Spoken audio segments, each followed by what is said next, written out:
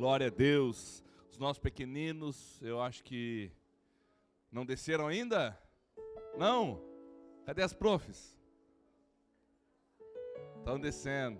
Vamos orar por eles? Vamos proclamar sobre eles a bênção de Deus. Feche teus olhos, Senhor, nós oramos nessa hora pelas nossas crianças que estarão nesse momento recebendo a Tua palavra, sendo instruídas, e nós te pedimos, Deus, pela ação extraordinária do Teu Santo Espírito na vida das crianças, para que elas sejam tocadas, elas sejam afetadas pela Tua palavra. Sabemos, Deus, que é um processo onde o Senhor está sendo gerado nelas, e nós te pedimos que nessa noite o Teu Espírito Santo produza vida abundante no coração dessas crianças. Nós oramos em nome de Jesus Cristo. Amém. Amém. Glória a Deus. Você pode sentar. Obrigado, gente. Deus abençoe vocês. Que bom poder estar aqui. Domingo passado eu estive ausente. Faltei o culto. Mas foi por um bom motivo. Eventualmente, a gente tem um tempo onde a gente consegue reservar algumas datas para também ser pastoreado, ser cuidado, ser orientado. Então, foi um desses momentos onde Deus proporcionou ali um tempo de cuidado para a minha vida. Foi um tempo também onde, no meio do caminho, um irmão muito querido nosso, que hoje não congrega mais aqui, está em Santa Catarina, mas a sua mãe veio a falecer, e veio a falecer em Porto Alegre, e eu estava no trajeto, então pude ter a oportunidade de estar ali, junto com aqueles irmãos, mas sinto falta de estar com vocês, e hoje é muito bom poder estar aqui. Nos últimos domingos de fevereiro, a gente falou sobre 2 reinos, vivendo entre 2 reinos, sim ou não? Quem conseguiu vir todos os domingos? Eu não consegui. Quem conseguiu? Eu faltei 2. Você acredita? Esse pastor está faltando muito culto. Mas num eu fui pregar em Canguçu e no outro. Mas você que veio, e mesmo que você não tenha vindo todos os domingos, a proposta dessa série de mensagens foi justamente nos trazer essa realidade ou essa convicção que nós de fato vivemos entre 2 reinos. E às vezes a gente reduz a nossa vida a essa coisa natural e reduz a nossa vida espiritual ao culto. E tudo isso faz parte da vida cristã, mas não é tudo na vida cristã. O culto não é tudo na vida cristã e a nossa vida natural não é tudo na nossa vida. Amém? E eu preciso da sua ajuda para que em 10 minutos, no máximo, eu vou tentar fazer isso, mas em 10 minutos eu consiga recapitular desde do primeiro capítulo até o capítulo 6, que a gente vai falar um pouquinho mais. Tá? Porque existe uma peculiaridade no livro de Daniel, que você vai perceber que do capítulo 1 ao capítulo 6, Daniel traz orientações muito práticas e objetivas para a gente. Amém? Aí sabe aquela orientação para você sair daqui e fazer? Aquela orientação que você não precisa ficar interpretando a mensagem que foi pregada, você não precisa ficar tentando, extrair ali Obrigado, irmão. Deus abençoe. Extrair ali a revelação, porque ela já tá clara e objetiva. Então, até o capítulo 6, a gente vai ver orientações que Deus nos dá através da vida de Daniel e dos seus 3 amigos, orientações para a nossa prática diária. Amém? E eu quero poder recapitular um pouquinho com você. Na primeira mensagem, o presbítero Luiz ele falou sobre o momento onde tanto Daniel quanto o povo de Judá ele é levado cativo para a Babilônia. Então, você percebeu que todas as mensagens de hoje não vai ser diferente. A gente tem tratado o Império Babilônico como um sistema. Sim ou não? Você entendeu isso? Esse sistema que a gente vive hoje, a gente vê hoje. E ele dá alguns passos em direção de Judá, do povo de Deus. E aí você começa a perceber, lá no primeiro capítulo, você ouviu a mensagem dizendo que algumas das ações daquele sistema babilônico, a primeira ação dela, qual foi? Mudar o nome de Daniel e seus amigos, vocês lembram? E aí a gente foi mencionado aqui sobre a ideia do sistema que nós vivemos hoje, de tentar sempre interferir na nossa identidade quanto àquilo que Deus diz que somos. Enquanto Deus diz que somos alguém amado por Ele, a sua imagem e semelhança, feitos e chamados para governar em seu nome, o sistema, o mundo, tenta dizer que nós somos um monte de coisa. Tenta dizer que nós somos o que fazemos. Não, você não lembra disso? Sim ou não, gente? Ah, legal.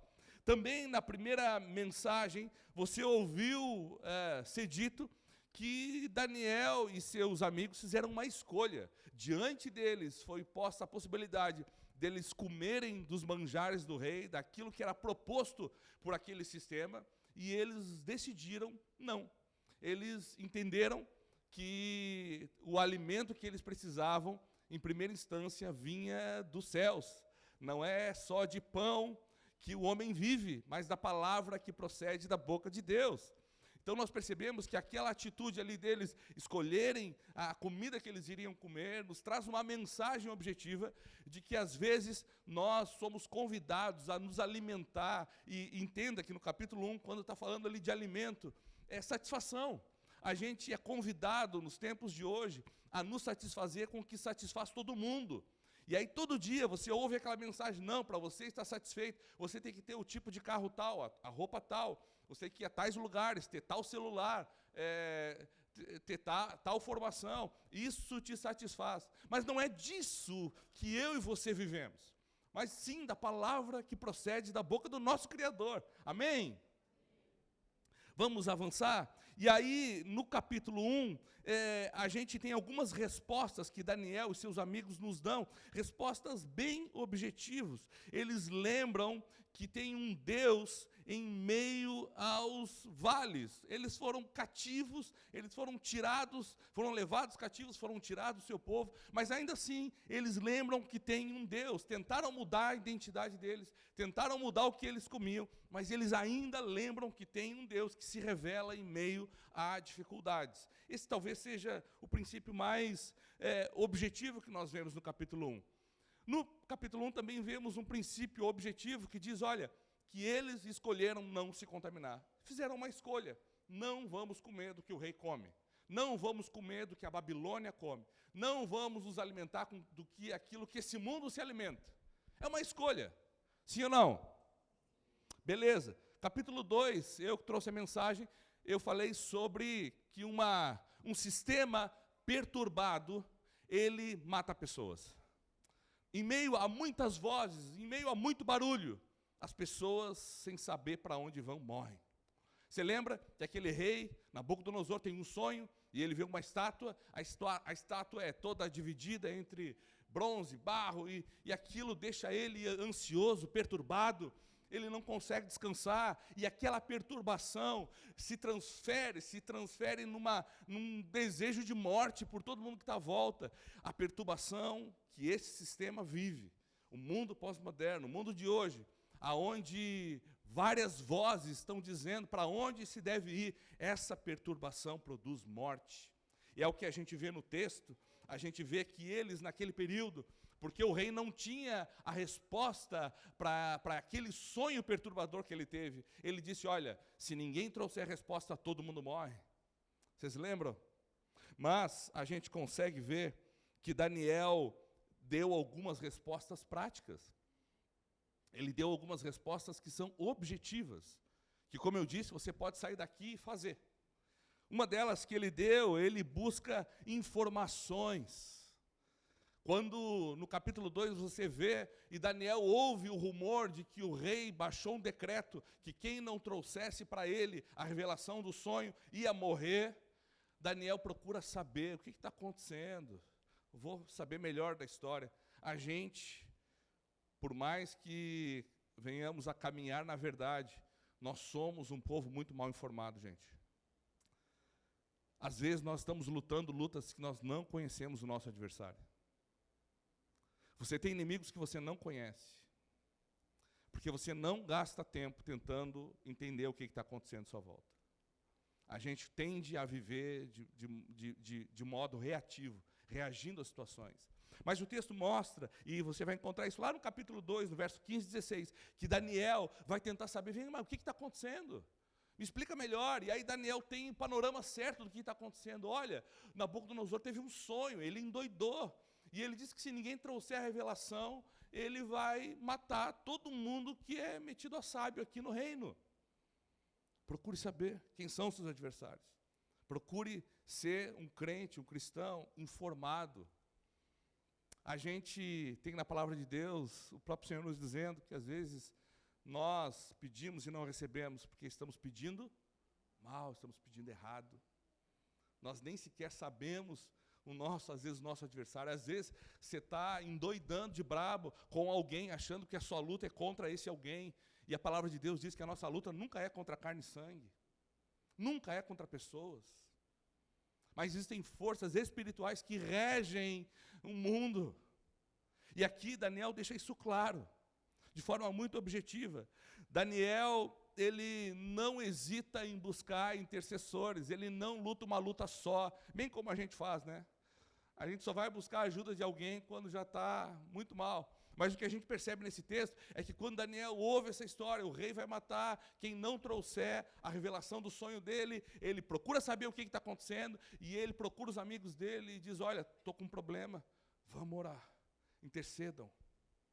A gente vê isso de forma muito clara, versículo 17 e 18, capítulo 2.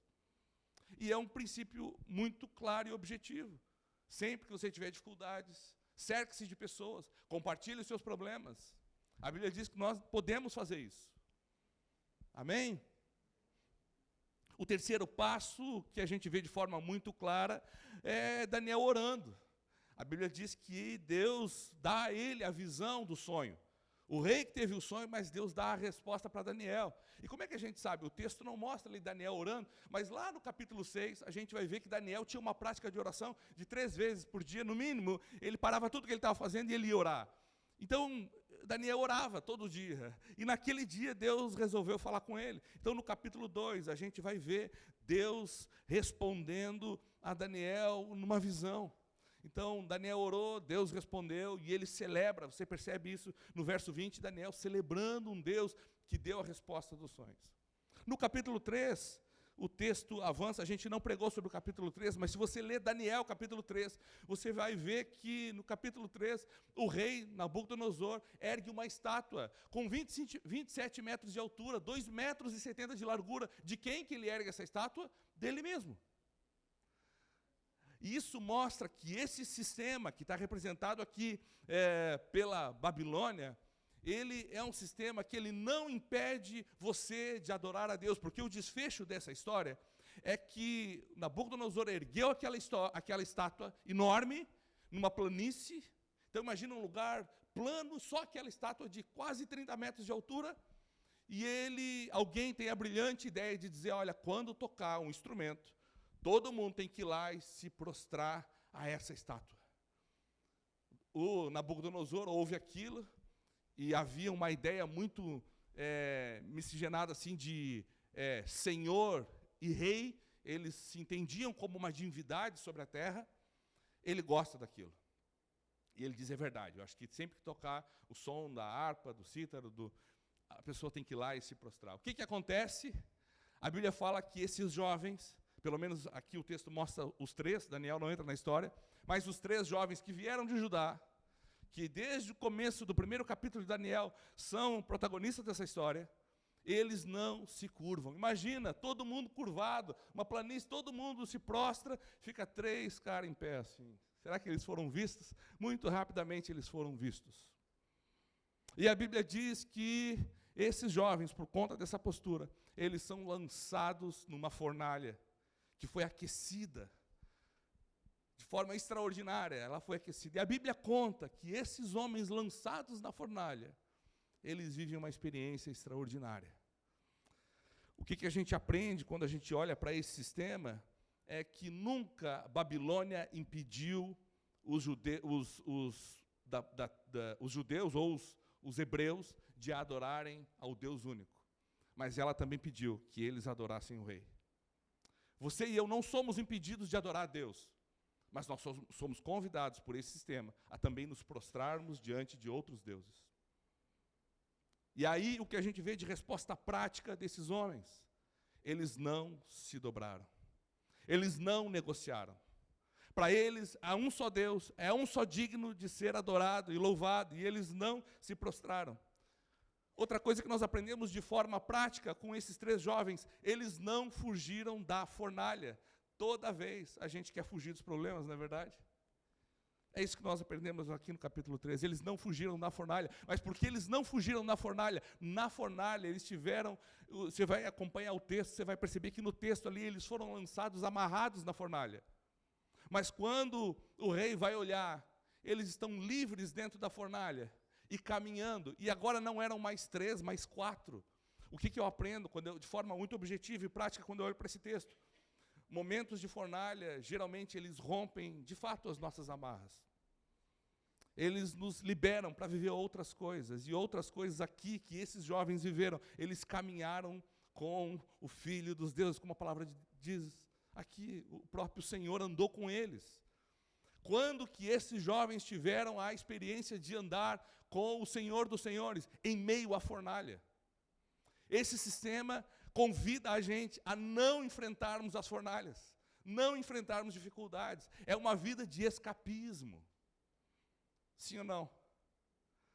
Cada vez mais nós ouvimos as mensagens nos dizendo, olha, não, evite isso, não, você é filho de Deus, você é, o ponto fraco do Senhor. Coisa nenhuma, irmãos. Na fornalha nós somos libertos, na fornalha nós temos experiências. É isso que nós aprendemos de forma objetiva no capítulo 3. No capítulo 4, a gente percebe que também não pregamos sobre ele, mas é no capítulo 4 que ainda o rei Nabucodonosor, ele tem mais um sonho. E agora nesse sonho, é um sonho novamente perturbador. Só que esse sonho não é agora só uma revelação, mas é um recado para Nabucodonosor. Porque o rei desse império, ele se insurge, e ele começa a se achar bom, e ele vê um sistema, a Babilônia e o que ele representa é um sistema que você pode tudo por si mesmo, e é o que Nabucodonosor estava achando, que ele podia tudo por ele mesmo. Ele era um império que Deus tinha levantado com poder e autoridade, e aí naquele momento, no capítulo 4, Deus dá um recado para ele, diz, olha, porque você foi orgulhoso, você vai viver entre as bestas feras, você vai viver entre os animais. E esse homem passa um período da vida dele vivendo entre os animais. A Bíblia diz que nasce pelos nele, as unhas crescem, e ele vai dormir no campo, ao relento, ele vai se tornar como um animal. Deus quebra o orgulho dele, Deus esmiuça toda arrogância, toda soberba. A gente aprende nesse texto o que está dito lá em Tiago, capítulo 4. Ele concede graça maior, por isso, diz as Escrituras, Deus se opõe aos orgulhosos, mas concede graça aos humildes.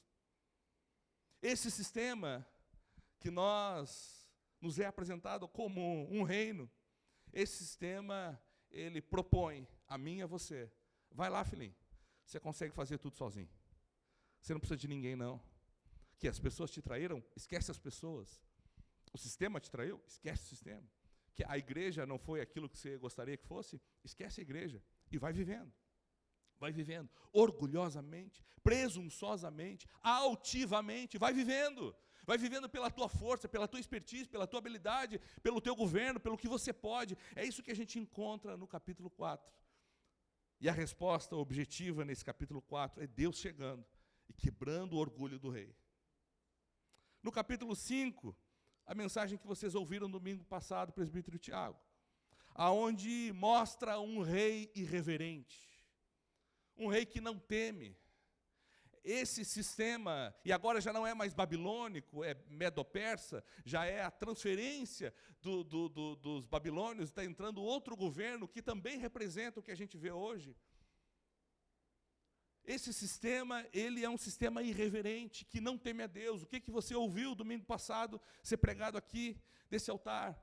Que aquele rei, ele pega os utensílios do templo do Senhor, e o templo no mundo antigo, no Antigo Testamento, representa o lugar da habitação e da presença de Deus. Então, ele pegou utensílios santos, utensílios que eram para a glória de Deus, e ele começou a usar aqueles utensílios para o seu bel prazer, para a sua satisfação, para os seus devaneios, para as suas celebrações. Esse sistema, ele nos convida a viver uma vida irreverente, não temer a Deus, achar que Deus, por ser longânimo, Ele não é justo.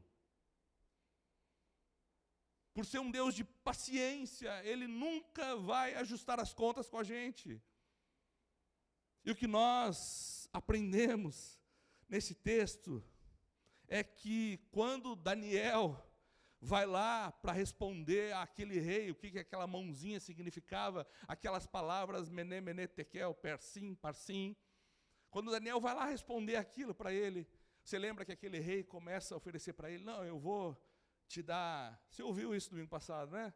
Te dar grana, vou te dar posição. A resposta objetiva que nós vimos de Daniel é o quê? Não. Eu não faço acordo com gente irreverente. Eu não faço parceria com quem é irreverente. Eu não assumo, e aqui se aplica talvez a melhor condição do julgo desigual. A gente aplica ele num monte de coisa, menos no que é para aplicar mesmo. Mas Daniel, com forma objetiva, ele diz, eu não vou aceitar o que vem de você por você ser alguém irreverente, que não teme e que desrespeita quem Deus é. A Bíblia fala que, no final, quando Daniel dá a visão para Belsazar, Belsazar é neto de Nabucodonosor. Imagina que Belsazar viu o vô dele se alimentando no meio dos animais, viu o poder de Deus, ignorou tudo isso. E a Bíblia diz que quando Daniel dá a visão para Belsazar, Belsazar manda que as pessoas vistam Daniel com roupa fina e deem grana e deem um lugar para ele. Mas você não encontra no texto bíblico Belsazar se arrependendo. E naquela noite ele morre. Esse reino convida a mim e a você a vivermos em desculpas e não em arrependimento. A gente tenta viver a lei da compensação. Você feriu alguém, então você compensa essa pessoa com alguma outra coisa. Você feriu a Deus, então eu compenso a Deus servindo Ele mais. Mas o que falta na vida de Belsazar é arrependimento, é boca no pó, é lágrimas, é coração contrito. Às vezes a gente está andando em desconformidade com aquilo que Deus quer, aí a gente pega e começa a fazer alguma coisa, cria um projeto novo, um projeto de generosidade, um projeto de bondade, não é? A gente tenta compensar a Deus pela irreverência que temos. É o que a gente encontra nesse texto, mas o texto diz que ele morre por conta dessa irreverência. E aí chegamos ao capítulo 6, que é o capítulo que hoje eu vou discorrer um pouquinho mais. Quanto tempo eu gastei? Me contem aí. 20 minutos, ó. Em outro tempo seria 30. Estou tentando melhorar.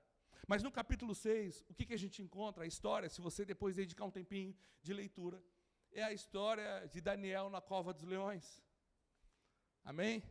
E aí eu gostaria de ler com vocês, se você puder abrir aí Daniel, capítulo 6.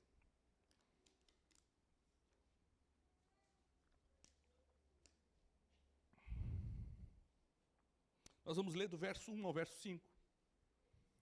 Quem está com sono aí, levanta a mão.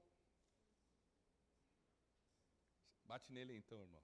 Está liberado, em nome de Jesus. Daniel, capítulo 6, na versão NVI. Eu vou ler.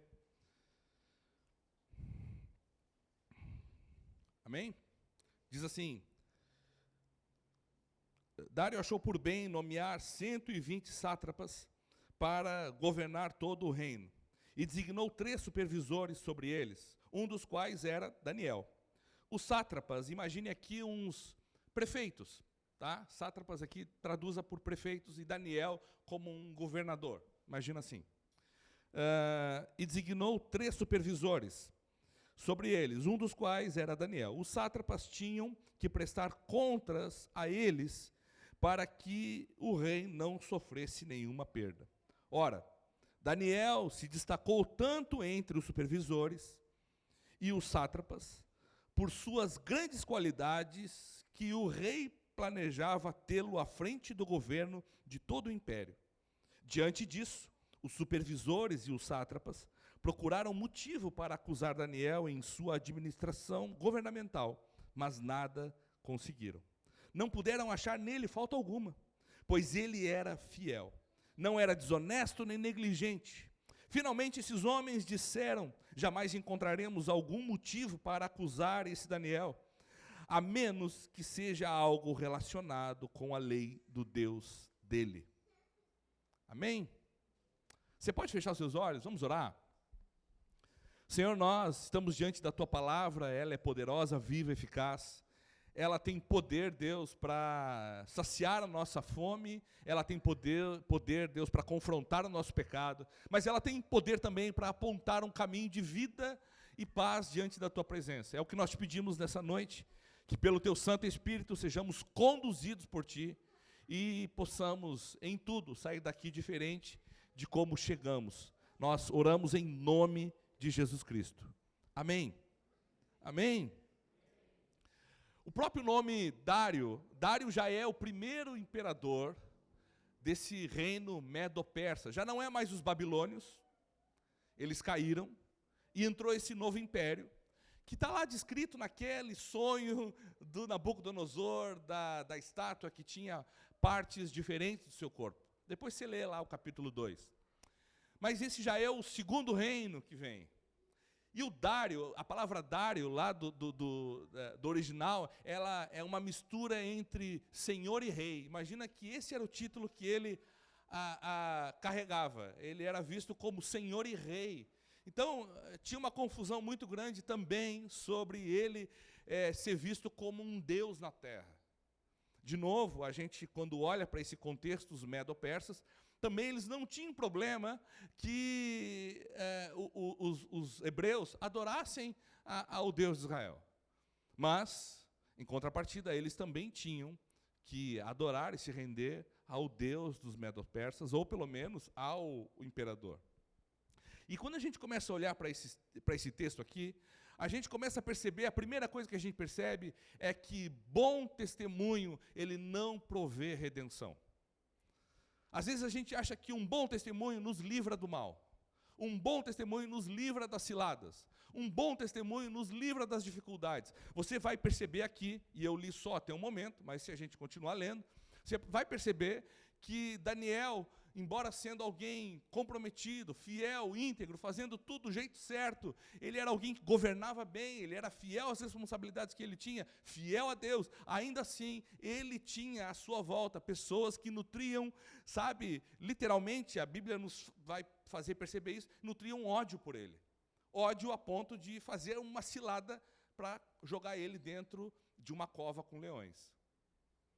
Então, a gente percebe que, infelizmente, bom testemunho nem sempre vai produzir redenção. Bom testemunho nem sempre vai produzir livramento. Porém, bom testemunho sempre vai produzir alguma reação.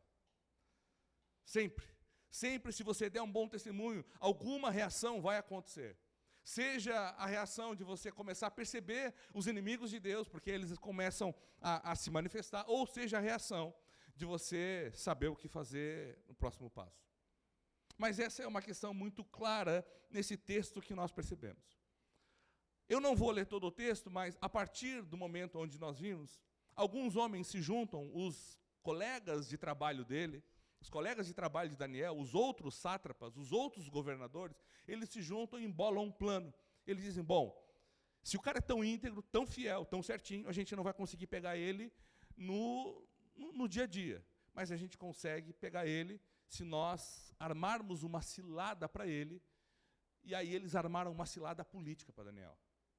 Eles foram lá no Dário e disseram, olha, quem sabe, nesse mês a gente cria uma lei, uma emenda parlamentar aqui, né, que nesse mês todo mundo tem que te adorar. Todo mundo tem que pedir somente a ti. De novo, a gente volta àquele primeiro papo. Eles não estavam aqui preocupados com se você tem um único Deus. A questão é que em algum momento você também vai ter que adorar o Deus deles. Essa é a proposta desse mundo que nós vivemos. A proposta onde você pode ter o seu único Deus, mas em algum momento você vai ter que servir ao Deus dinheiro. Em algum momento você vai ter que servir ao Deus trabalho. Em algum momento você vai ter que servir ao Deus imagem. Em algum momento você vai ter que servir ao Deus intelecto. Você está entendendo o link aqui? Sim ou não? É o que está acontecendo aqui.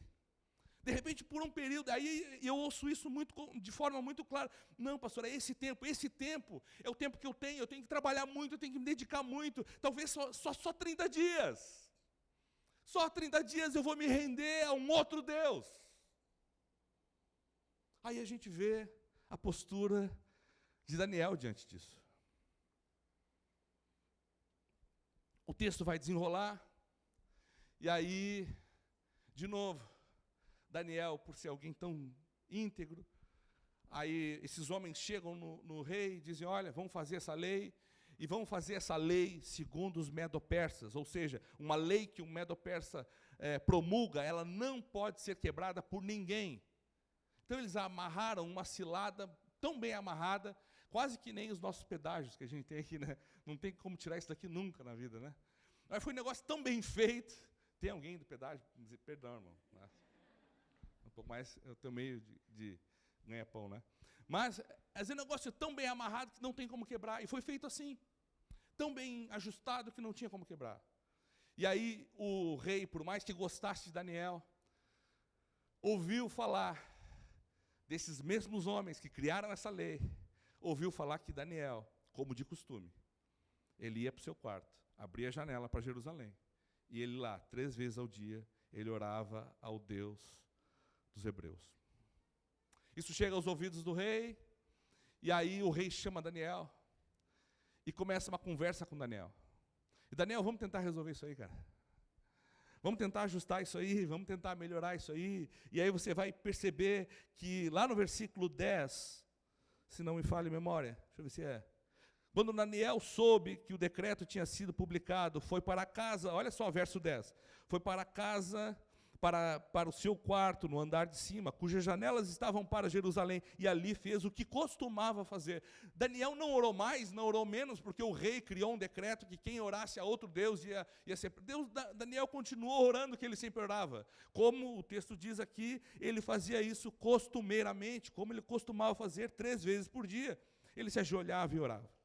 Só que é o que é interessante, verso 14, quando o rei ouviu que Daniel tinha orado e que os caras tinham entregue Daniel para ele, o rei mandou chamar Daniel. Quando o rei ouviu, ficou muito contrariado e decidiu salvar Daniel. Até o pôr do sol, fez o possível para livrá-lo. Aí o rei, que gostava muito de Daniel, viu que Daniel orou e disse, cara, eu lancei uma lei que eu não posso voltar atrás, vamos tentar fazer um meio a meio. Vamos negociar, quem sabe... Tu disse que foi tudo um engano, tu não estava orando a Deus, tu estava orando a mim, só que tu errou o lugar. Talvez essa era a conversa. Quem sabe, vamos negociar, Daniel. Vamos tentar fazer um meio a meio. Quem sabe você vem no culto no domingo, mas na segunda você deprava por completo, tudo certo. Vamos fazer um meio a meio, mas no culto, vem. Na segunda pode bagunçar, mas vem no culto. Para que, assim... fique todo mundo bem. Só que o Daniel, na Bíblia diz que ele não negocia de novo. Ele se mantém firme ao Deus que o chamou. E aí o texto vai nos deixar claro que Daniel, por não fazer e ceder aos acordos do rei, Daniel é lançado na cova dos leões. O que eu acho maravilhoso nesse texto, lá no verso 18, diz que o rei, eu achei que gostava pra caramba de Daniel. O rei disse que aquela noite ele não dormiu. Porque eles lançaram Daniel, fecharam a pedra, e o rei foi para o palácio. Palácio de ostentação. Ele tinha músicos para ele, imagina o Vitinho estava lá todo dia só para tocar para o rei. Tinha os melhores cozinheiros, os melhores banquetes. Mas o texto diz que naquela noite o rei não dormiu. Em meio ao maior conforto, o rei não dorme, e ele se torna impaciente e inquieto, e quando eu olho para essa situação, eu aprendo que Deus trata com a gente. Às vezes nós estamos cercados de conforto, cercados de bondade, cercados de coisas boas, mas não temos paz. Só que o texto no verso 20 diz que Daniel estava no meio dos leões, e ele estava lá em paz, e o rei no meio da riqueza, totalmente perturbado, porque ele fez uma escolha. Quantos de nós, cercados de prazeres, ainda com o coração angustiado e perturbado? Mas aí a gente olha e vê Daniel no meio dos leões, e ele diz: ó rei que vive, o Senhor enviou um anjo e fechou a boca dos leões. Os leões não me comeram porque não estavam com fome, porque depois você vai ver que o rei manda chamar a família de todo mundo que armou para Daniel e joga todo mundo lá, e diz que antes dessas pessoas caírem no fundo, o leão já tinha destroçado todo mundo. Então eles estavam famintos, mas Deus envia um anjo que fecha a boca dos leões. Em meio à mais dura e severa perseguição, Daniel caminha em paz, enquanto o rei, do alto do seu poder, da sua torre de marfim, ele não consegue pregar os olhos numa noite de sono. Quantos de nós somos assim? Esperamos a riqueza para dormir em paz, esperamos o conforto para estar em paz. Isso não vai vir, gente, porque isso não vem a partir de escolhas acertadas. E talvez você esteja estranhando por que eu estou correndo. É porque se a gente parasse aqui no capítulo 6 de Daniel, a gente teria um monte de conselho prático para a vida da gente. Sim ou não? Você vai perceber que de 1 a 6 você vai encontrar Daniel fazendo o quê? Orando. Orar é uma ação prática. Você vai encontrar Daniel o quê? Fazendo escolhas. É uma ação prática, objetiva. Você deve fazer escolhas. Você vai encontrar Daniel firme na sua identidade. Você vai encontrar Daniel e seus amigos com os olhos fixos naquele que é o Senhor deles. Uma série de ações. Você vai encontrar Daniel e seus amigos se separando das propostas que a eles eram feitas. Então até o capítulo 6 você vai encontrar um monte de passo prático. Mas algo acontece muito interessante no livro de Daniel, do capítulo 7 ao 12. Na outra metade do livro de Daniel, nos é apresentado um outro reino. Até aqui a gente acha que os dois reinos de que a gente está falando é o reino do certo e do errado. O reino das coisas ajustadas e das coisas desajustadas. Até o capítulo 6, o que a gente vê é sendo nos apresentado o reino de trevas, literalmente, por meio daqueles impérios ali, babilônico e Medo-Pérsia e assim por diante. Mas do capítulo 7 em diante, a gente começa a ver que a pegada da conversa de Daniel muda. E o livro de Daniel, você sabe, é escrito por Daniel. eu ri porque tem alguns eruditos que dizem que não, mas ele é escrito por Daniel. E ele tem essa divisão muito clara, onde até o capítulo 6, a gente vê Daniel e seus amigos confrontando a maldade no nível natural. Mas do capítulo 7 em diante, a gente começa a ver que Daniel olha, paralelo àquilo que ele está vivendo no mundo natural, ele também está olhando para um mundo que é extraordinário, que é sobrenatural.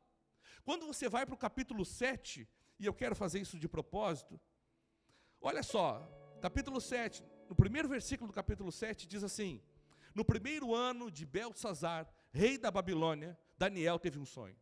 Olha só que interessante, o primeiro ano do rei Belsazar é quando? O presbítero Tiago pregou domingo passado, capítulo 5. Então parece que Daniel, no capítulo 7, ele volta, só que o que ele está mostrando aqui, você vai perceber isso, que em todo, até o capítulo 6, ele vai contando uma narrativa, passo a passo, batalha após batalha. Mas no capítulo 7 em diante, ele vai começar a mostrar que aqueles passos que ele dava no natural e no objetivo, no visível, ele estava também guerreando uma batalha num outro reino, que era um reino espiritual. E aqui no capítulo 7 até o capítulo 12, você vai encontrar Daniel tendo visões, sonhos, Deus mostrando para ele animais estranhos que não são do nosso cotidiano. Deus dando a Daniel revelações, Deus dando a Daniel uma visão do fim. E tudo isso está acontecendo paralelo à cova dos leões, paralelo ao cativeiro, paralelo à estátua do rei. Está acontecendo tudo isso paralelo a isso, paralelo a esse mundo natural. Está acontecendo um mundo extraordinário, sobrenatural. Amém? O que significa dizer isso para mim e para você? Que se você pegar do capítulo 6 até o capítulo 1 e usar só os princípios e aplicar eles, talvez você não vai obter os resultados que Daniel teve. Às vezes a gente vai pegar só, não, então tá certo, eu não vou me contaminar. Vou começar a dizer não para tudo aquilo que se opõe a Deus. Aí a gente toma essa decisão. Só que aí a gente vai fazer isso a partir de quê? A partir do nosso julgamento do que é oposição a Deus. Aí daqui uns dias um amigo seu, que você sabe que leva uma vida torta, meio bagunçado, sabe? Aí vai convidar você, fulano, eu queria sair com você para bater um papo. Mas como você está entendendo que precisa se separar das coisas desse mundo, você vai dizer, desculpa, mas eu não saio com não crentes, eu não sento em mesas onde as pessoas não têm, no mínimo, 2 asas.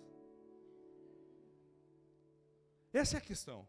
Se nós pegarmos os conselhos do capítulo 6 até o capítulo 1 para trás, e só aplicarmos eles, sem aquilo que a gente vai receber do capítulo 7 em diante, a gente corre o risco de aplicar como uma receita de bolo e aquilo não dá certo.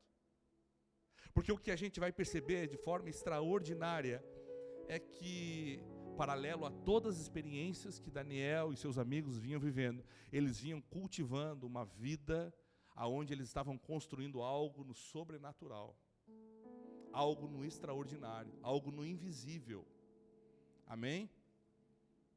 E aí no invisível, Daniel nos dá uma dica de como trabalha no invisível. E eu queria que, se você puder, abrir comigo lá no capítulo 9 de Daniel. E eu estou acabando, fique em paz.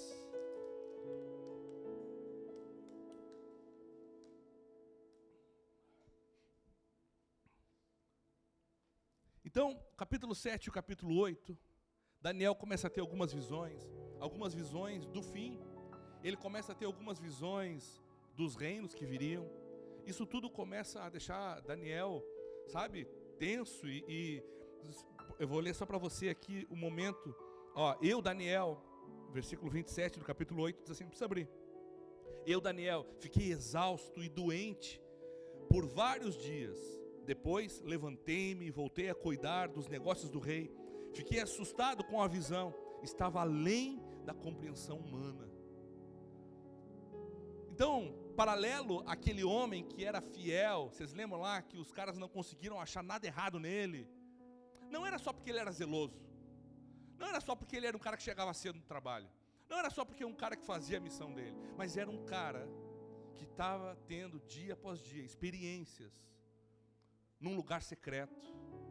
Estava tendo experiências com o Deus do invisível. Estava tendo experiências de proximidade com o Criador dos céus e da terra. Você está entendendo? Às vezes nós vamos vivendo uma vida cristã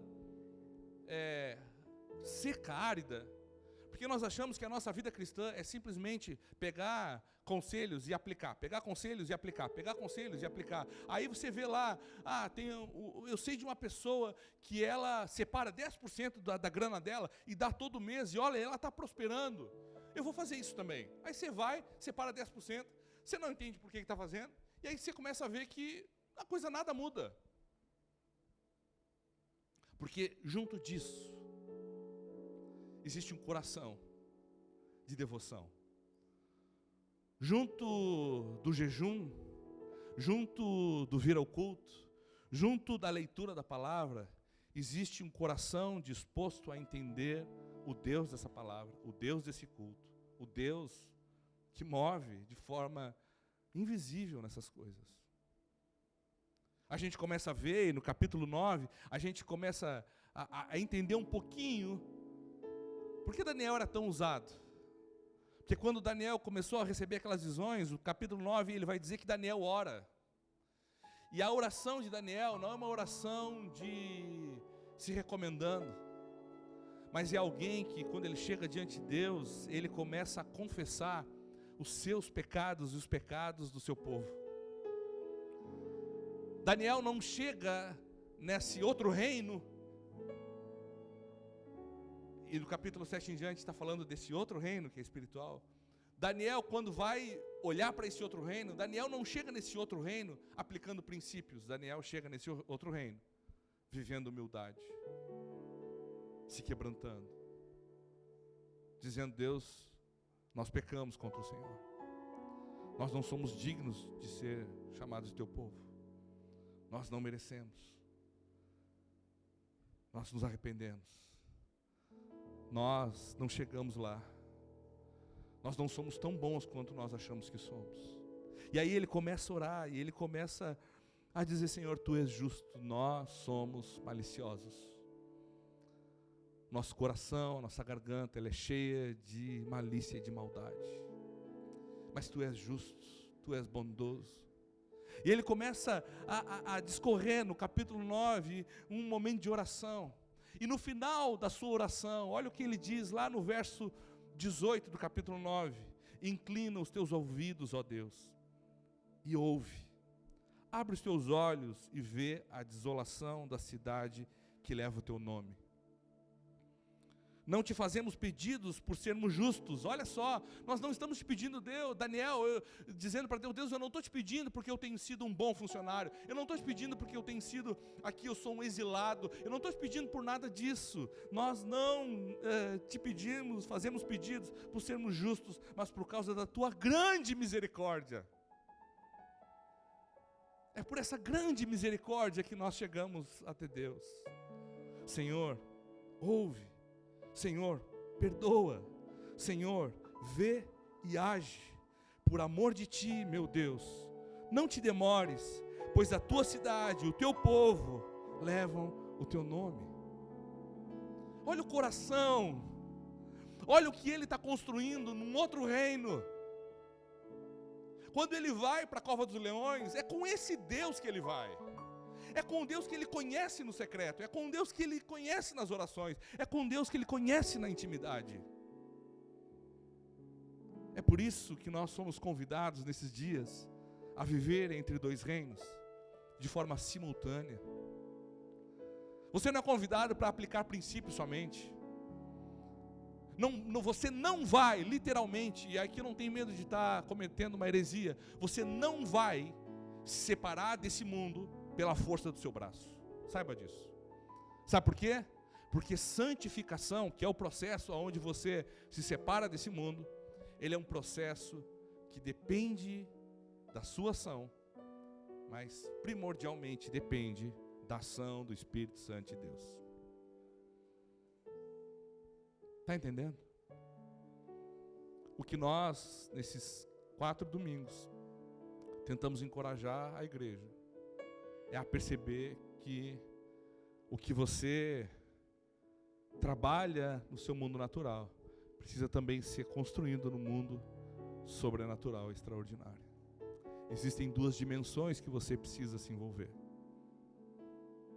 Da mesma forma, e tem um pregador muito antigo, século XVI, e o que ele fala foi traduzido, ou pelo menos foi melhorado, eu acho, na minha concepção, por um outro pregador que século passado, que é Leonard Ravenhill. Ele diz que nós não podemos ser tão espirituais a ponto de sermos inúteis nessa terra, nem tão carnais a ponto de sermos desconhecidos no reino eterno. Está entendendo? O que nós somos convidados a viver? De forma simultânea, construindo e semeando nessa terra, sendo bons profissionais, sendo bom trabalhador, um bom marido, uma boa mulher, um bom filho, um bom irmão em Cristo, um bom discípulo, um bom discipulador, um bom cristão. Mas tudo isso precisa ser alimentado numa relação com Deus, de oração, de súplica, de devoção, de leitura da sua palavra, de amar aquilo que Ele ama. Viver a vida da comunhão, amar a igreja, amar a missão do Senhor. Você sabia que o Senhor entrega uma missão para mim e para você, que é de sermos sal e luz dessa terra? Sabe o que significa dizer? Que eu e você somos aqueles que ao chegarmos em determinado lugar, a gente vai dar sabor àquilo, porque o sal, ele tem essa condição. Agora, se você, o mesmo texto vai dizer que se o sal perde o seu sabor, ele não tem utilidade alguma, senão para ser lançado fora e pisoteado. Você já viu? Aqui não, né? Tanto de gente sendo pisoteada. Você já viu o tanto de empresa que não contrata mais crente? Você sabe, e de repente você já viveu algum crente machucando você? Sal que perdeu o sabor. Aí o sal que perdeu o sabor, ele acaba tendo a mesma propriedade de onde ele é lançado. O sal que perdeu o sabor, ele não tempera mais o mundo, mas ele faz parte do mundo. Ele está ali. Quando na verdade nós somos convidados a temperar e fazer a diferença. Você está entendendo? Você está entendendo que você não é chamado para vir aqui domingo após domingo e só? Você é chamado para cumprir a missão de Deus. Revelar Jesus, apontar Jesus através da sua vida. Você é chamado para cultivar um relacionamento com Ele, que vai fazer com que você possa viver em meio a fornalhas, em meio a cova de leões, em meio a desafios, em meio a convite para a idolatria. Você vai conseguir viver como um verdadeiro salvo. É isso que nós estamos vivenciando aqui. É isso que nos é apresentado do capítulo 7 ao capítulo 12 de Daniel. Daniel cultivando um relacionamento no extraordinário com Deus. Qual foi a última vez que você decidiu no seu coração buscar a Deus até que Ele mova algo e dê a você um sinal de que Ele está falando com você? Qual foi a última vez que você sentou para ler as Sagradas Escrituras, com o coração inclinado para dizer: Deus, eu quero ouvir a Tua voz, eu não quero ler porque é um princípio eu tenho que ler, mas eu quero ler para Te ouvir, para Te conhecer, para Te entender, para amar o que Tu ama. Qual foi a última vez que fizemos isso? Qual foi a última vez que as nossas orações não moveram lágrimas por conta das nossas carências? Aonde nós estamos lá chorando e chorando porque não temos e gostaríamos de ter, chorando porque estamos na ameaça de ir para a cova, chorando e chorando porque estamos em eminência da fornalha, ao invés de ter uma oração permeada por lágrimas, na convicção de que Deus inclina os teus ouvidos, ó Deus, ouve e abre os teus olhos, vê a desolação da cidade que leva o teu nome. Qual foi a última vez que eu e você choramos? Porque a cada momento, a cada pulsar do meu e do seu coração, pessoas morrem sem conhecer Jesus. Qual foi a última vez que nós choramos? Porque pares nossos estão indo para o inferno. Qual foi a última vez que nós choramos porque nós não estamos cumprindo a missão de Deus? A gente chora pelas nossas dores. A gente cedeu lá no começo, no capítulo 1, e a gente começou a se alimentar com as comidas desse reino, e a gente começou a se satisfazer com essas comidas, e elas trazem uma falsa aparência de saciar, como é que conjuga isso? Saciação? Sim. Saciedade? As comidas desse mundo trazem essa falsa sensação. Mas qual foi a última vez que nós, em lágrimas, conseguimos olhar para Deus? É por amor de Ti, meu Deus, não te demores, pois a Tua cidade e o Teu povo levam o Teu nome. Não te demores.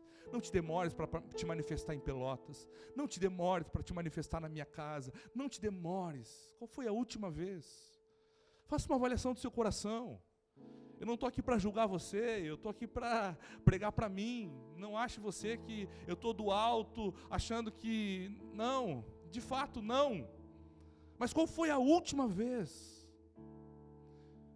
que nós dedicamos tempo em oração, talvez como Daniel, e como nos é descrito aqui? Eu, Daniel, fiquei exausto e doente por vários dias. Qual foi a última vez que você ficou doente, que não tenha sido por causa de você ser um workaholic e trabalhar mais do que deve?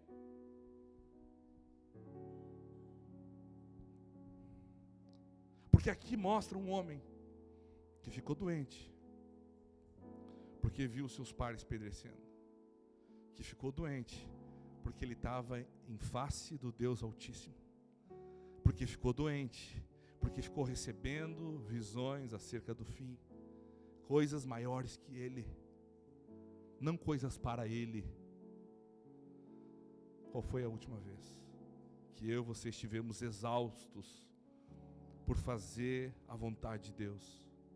Ficamos exaustos pelo nosso esporte, ficamos exaustos pelo nosso prazer, ficamos exaustos pelo nosso trabalho. Reservamos o nosso relacionamento com Deus ao domingo. E entenda, se a gente reserva o nosso relacionamento com Deus ao domingo, Deus não é o nosso Senhor, mas sim o nosso hobby.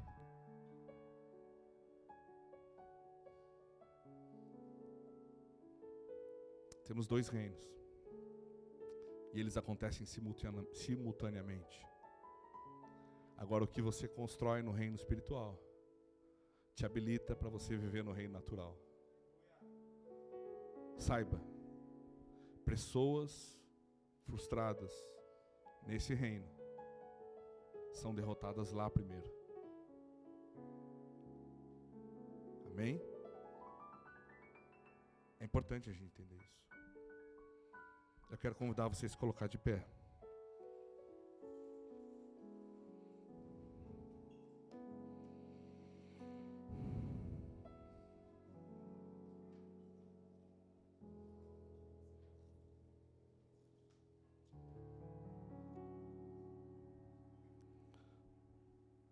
As fornalhas, as covas, elas não conseguem parar o verdadeiro servo, a verdadeira serva do Senhor. Jeremias vai dizer que se nós nos cansamos em correr com os homens, como será quando tivermos que correr com os cavalos? O que eu aprendo quando eu olho para o profeta Jeremias falando isso, ele está dizendo, olha, a gente está cansando com a vida agora, só que para aí, gente, Deus tem uma corrida muito maior para a gente. Deus quer que você corra com cavalos. Sabia disso? Deus tem desafios maiores do que o que você está vivendo hoje. Essa é a verdade. Só que se a gente está cansando nesses desafios, a gente não vai conseguir chegar lá naqueles desafios que são maiores. Pastor, como é que eu consigo chegar lá? Construa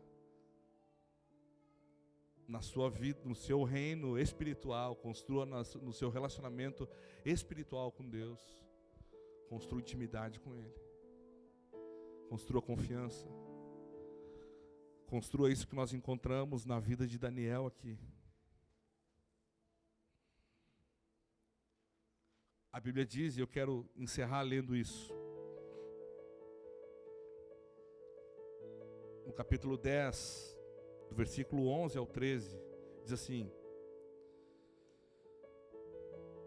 E ele disse, Daniel, você é muito amado. Preste bem atenção ao que vou falar. Levante-se, pois eu fui enviado a você. Quando ele me disse isso, pus-me em pé, tremendo, E ele prosseguiu: não tenha medo, Daniel. Desde o primeiro dia em que você decidiu buscar entendimento e humilhar-se diante do seu Deus, suas palavras foram ouvidas. Daniel não era ouvido porque ia para a cova do leão. Daniel era ouvido porque o texto vai dizer aqui que ele aplicava o seu coração a Deus. Amém? Daniel tinha clareza que quando ele começava a orar, ele estava sendo ouvido. Quantas e quantas pessoas oram simplesmente como um ritual? Oram, mas não têm a convicção de que Deus os está ouvindo. Quantas pessoas oram como um princípio, mas não como um meio de vida? Oro porque tem que orar. Não, eu vou orar aqui antes de dormir, fazer minha oração. O texto que nós vemos é dos céus, Daniel sendo respondido e dizendo: cara, você é muito amado. E do momento que você começou a orar, você foi ouvido. Imagina que convicção, se você ouvir do alto isso. Imagina Deus enviando um ser celeste, um anjo, dizendo para você: ô Jorge, quando você começou a orar, no momento que você começou a orar, cara, você é muito amado. E do momento que você começou a orar, Deus te ouviu. Você está sendo ouvido, nenhuma palavra sua foi lançada ao vento, foi embora, nenhuma palavra sua se perdeu. Como é que você acha que a gente sai de uma experiência como essa? Você acha que é a cova de leão que vai nos fazer? Não, porque eu sei que quando eu começo a orar, Deus me ouve. Que leão, que nada. Que desafio, que nada. Imagina você ouvir de Deus: ei, você é muito amado. Do momento que você começa a orar, não é você, você é muito amado, e aí a gente ouve essa mensagem: você é muito amado do jeito que você é uma coisinha fofinha que Deus tem que não é nada. Olha só como é que o muito amado de Deus foi tratado.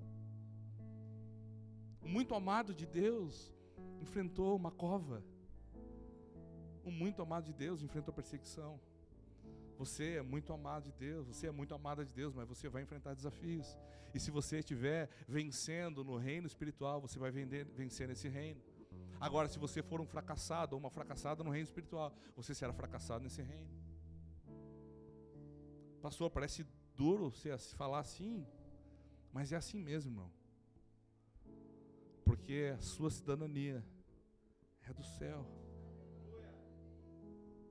Feche seus olhos, vamos orar. Senhor, nós, é diante da Tua palavra que nós nos humilhamos nessa noite, Senhor. Nosso desejo é que a Tua palavra produza em nós mudança, uma santa inquietação. Senhor, uma santa incomodação. E nós, ao sairmos daqui, Deus, nós não queremos sair da mesma forma. Senhor, queremos ser encontrados por Ti em oração, em súplica, em quebrantamento. Queremos nos alimentar, Deus, do pão vivo que desce dos céus. Nós queremos nos alimentar de Ti, da Tua palavra. Queremos, Deus, viver a comunhão, não dos aplausos, não das pessoas que nos elogiam, mas queremos viver a comunhão da Tua igreja. Oh Senhor, nos ajuda nesses dias a viver sonhos maiores. Nós não queremos, Deus, nos cansar com os homens, porque sonhamos correr com os cavalos, sonhamos ser vitoriosos em sonhos grandes, e nós Te pedimos nessa noite: trabalha no nosso coração, trabalha no nosso coração. Pai, nós nos arrependemos pelas vezes que nós oramos de forma fria, desconectada, religiosa.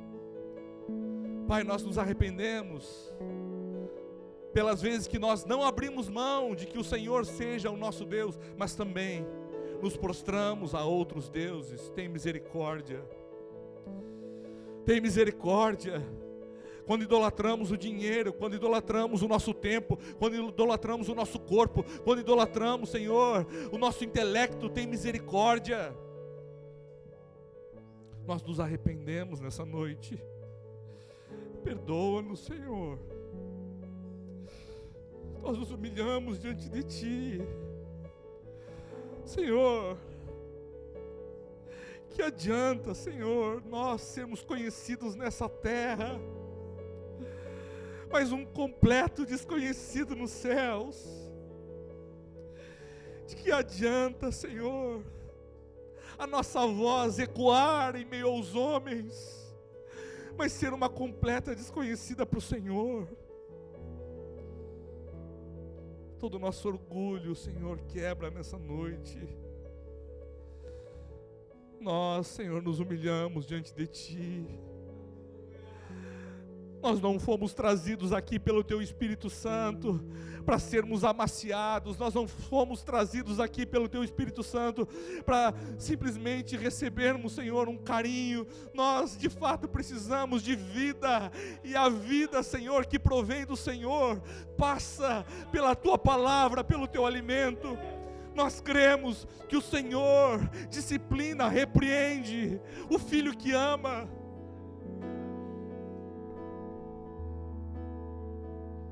Nós te pedimos em nome de Jesus Cristo, em nome de Jesus Cristo, nos dá a experiência que Daniel teve. Quando formos orar a Deus, nos dá a experiência de ouvirmos de Ti. Quando você começou a orar, meu servo, quando você começou a orar, minha serva, a sua voz foi ouvida, a sua oração foi ouvida. Nos dá essa experiência, Senhor. Nos leva a novos níveis de intimidade contigo. Nos leva, Senhor, a novas experiências. Senhor, em nome de Jesus, não é no mundo natural que nós conquistamos o mundo sobrenatural, mas é no mundo sobrenatural que nós prosperamos no mundo natural. Nós te pedimos isso em nome de Jesus. Não nos deixe inverter valores, Deus. Se tem uma coisa que Daniel e seus amigos não esqueceram, é que eles eram cidadãos dos céus. Eles não esqueceram quem é que os tinha chamado. Eles não esqueceram o Deus que eles serviam. Eles não se prostraram, mas porque primeiramente eles não se levantaram contra o Senhor, mas se mantiveram humilhados na Tua presença. Quanto mais quebrantados e humilhados na Tua presença, maior envergadura teremos nessa terra. Senhor, em nome de Jesus, confronta-nos nessa noite, porque deixamos de lado a Tua missão, porque deixamos de lado o ID, deixamos de proclamar o Evangelho com a nossa vida. Tem misericórdia, porque temos sido funcionários ruins, familiares ruins. Tem misericórdia, porque temos sido patrão ruim. Tem misericórdia. Nós te pedimos nesses dias, tem misericórdia. Temos sido uma igreja, Senhor, que não salga. Nos preocupamos, Deus, com o nosso prazer, nos preocupamos com a aceitação, nos preocupamos, Deus, em sermos reconhecidos pelos homens. Tem misericórdia. Tem misericórdia de nós, Senhor.